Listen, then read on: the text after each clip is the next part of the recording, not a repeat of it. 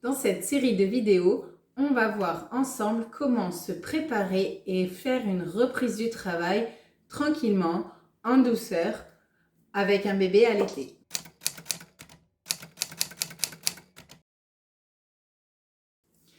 Dans un premier temps, on va voir dans quelles conditions on va reprendre le travail et dans quelles conditions on va décider poursuivre l'allaitement. Tout ça va dépendre de votre travail, va dépendre également de l'âge de votre enfant, de si vous souhaitez tirer votre lait ou pas, et va dépendre aussi de comment vous pouvez aménager votre temps de travail.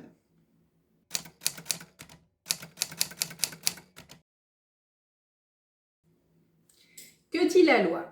La loi en France dit que quand on allaite son enfant, on a le droit à 2 fois une demi-heure dans la journée, en plus des pauses habituelles, pour tirer son lait, s'il n'y a pas de salle à proprement parler aménagée pour tirer le lait. Si on est dans une entreprise de plus de 100 employés, plus de 100 salariés, on peut disposer d'une salle exprès pour pouvoir être isolé, aller tirer son lait, l'entreposer éventuellement dans un frigo et pouvoir tirer tranquillement pendant une demi-heure sans avoir besoin d'aller chercher un autre endroit spécifique. Dans les entreprises où il n'y a pas autant de salariés, l'employé, la maman, dispose d'une demi-heure.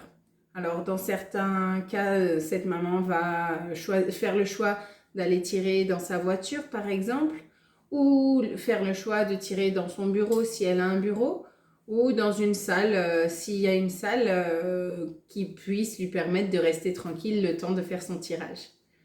Il est important de savoir que cette heure-là n'est pas rémunérée.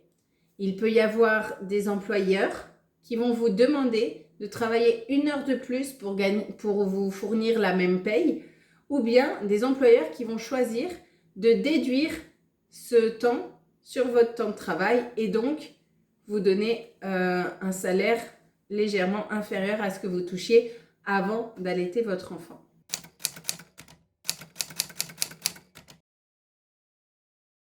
Ensuite, il faut choisir un mode de garde pour votre enfant. Il y a plusieurs modes de garde possibles et on a par exemple les crèches. Les crèches, elles ont toutes à peu près un protocole différent concernant le lait maternel. Certaines crèches vont vous demander du lait congelé, d'autres crèches vont vous demander du lait frais en gardant une partie congelée que vous leur avez fournie au début. Il faut vraiment vous renseigner auprès de votre crèche en amont sur quels sont leurs protocoles et quelles sont leurs exigences par rapport au lait maternel que vous allez donner pour votre enfant. Si vous allez chez une assistante maternelle, il y a des règles toujours classiques de conservation, etc. Mais ça va être plus souple dans l'organisation parce que chaque assistante maternelle va vous dire moi je préfère m'organiser comme ci, je préfère m'organiser comme ça me va de prendre du lait frais et si on n'en a pas assez, on complétera avec du lait congelé que j'ai déjà dans le congélateur par exemple. Voilà, il faut voir que ça va être un peu plus souple. Et là où ça sera encore plus souple, c'est si c'est quelqu'un de la famille qui garde votre enfant par exemple, vous allez pouvoir mettre en place plus facilement des gestions de réserve avec le lait qui va rester toujours au frigo sans même avoir besoin de le transporter.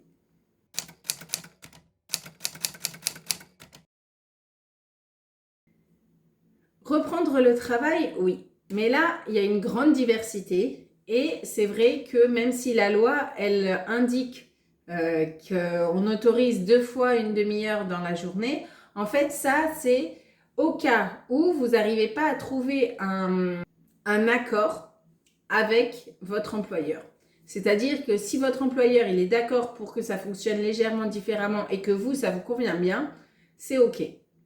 C'est en cas de non-accord trouvé entre l'employeur et l'employé vous aurez une demi-heure qui sera donnée en milieu de matinée et en milieu d'après-midi pour aller tirer votre lait. Ça, c'est pour les temps pleins. Il y a des métiers dans lesquels c'est compliqué de tirer le lait. Et du coup, on peut s'organiser en fonction des tire-laits. Il y a des tire-laits qui peuvent se mettre sous des blouses, par exemple, sous des robes d'avocat, par exemple. Voilà, il faut vraiment réussir à trouver ce qui vous conviendra et ce qui va être faisable dans votre métier.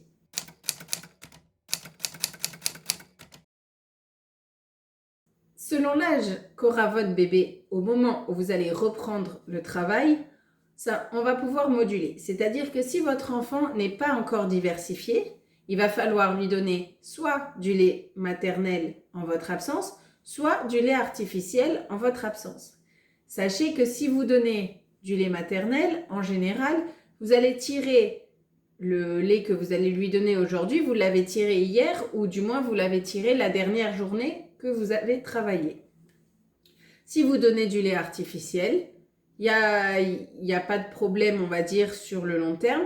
Et dans la première partie, il va falloir juste pouvoir tirer le lait suffisamment pour ne pas faire un engorgement, étant donné qu'on va avoir une lactation au taquet et que s'il n'y a pas de lait qui sort pendant une grande période pendant laquelle vous travaillez, on risque de faire un engorgement, voire d'évoluer en mastite.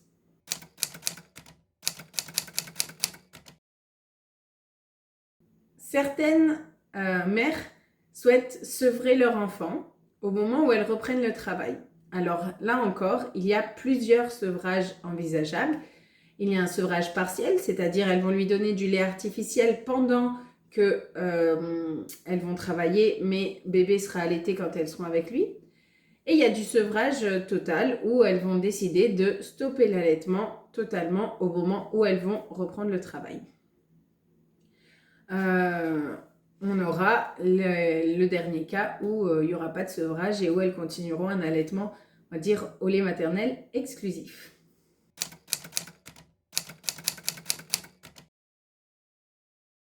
Dans le cas où on souhaite faire des réserves, on va s'y prendre en général 3 semaines avant la reprise du travail ou on va dire 3 semaines avant le début d'adaptation au mode de garde. Il n'y aura pas besoin de tirer beaucoup. Ça peut être des tirages qui vont se faire pendant une tétée si bébé accepte sur le sein qui n'est pas tété. Ça peut être des tirages qui vont se faire en fin de tétée s'il reste du lait dans les seins. Ça peut être des tirages qui vont se faire ponctuellement tous les jours à la même heure pendant 3 semaines, c'est-à-dire qu'on rajoute comme si on rajoutait une tétée, tous les jours à telle heure, vous branchez le tire-lait pendant 10-15 minutes, ça dépend, et on prend ce qu'il y a. Il n'y a pas besoin de se formaliser réellement sur les quantités qu'on tire à ce moment-là, parce que comme bébé tète en même temps, on branche rarement le tire-lait sur des seins qui sont totalement pleins. L'idéal, c'est d'avoir environ un demi-litre au frigo, au congélateur, pardon, pour pouvoir voir venir si jamais une fois ça cafouille, s'il y a du lait qui est renversé ou si une fois on ne peut pas tirer quand on est au travail.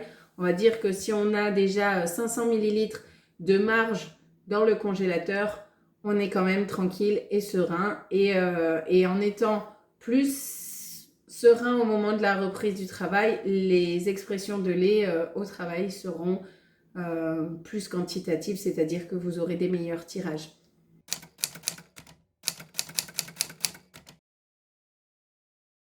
Avec quoi on prépare les tirages et avec quoi on fait les réserves? On les fait avec un tire-lait qui vous convient, probablement que vous allez réutiliser pendant que vous allez reprendre le travail si c'est votre choix. Et on va dire ce qui est important, c'est que la taille des tétrelles que vous utilisez, les tétrelles, ce sont les petits embouts en plastique que vous mettez sur le sein. Ce sont la taille des tétrelles qui vont être les plus importantes dans l'efficacité du tirage. C'est-à-dire qu'elles vont vous permettre de tirer plus de lait en moins de temps. Cette taille, elle peut varier jusqu'à 4 semaines, 5 semaines, elle peut varier et souvent quand elle change, elle diminue. Donc on va avoir des mamelons qui, proches de la naissance, vont être plus larges et plus on va s'éloigner de la naissance et plus ils vont être étroits. Il faudra donc réadapter cette taille de tétrelle en fonction de l'évolution de votre bébé.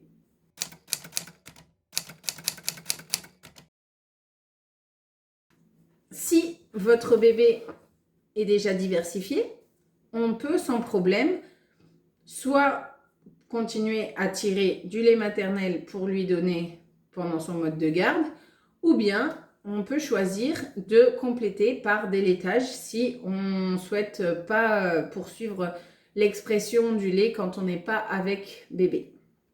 Et les laitages, le mieux c'est de les choisir au lait entier pour qu'ils aient un maximum d'apport pour l'enfant.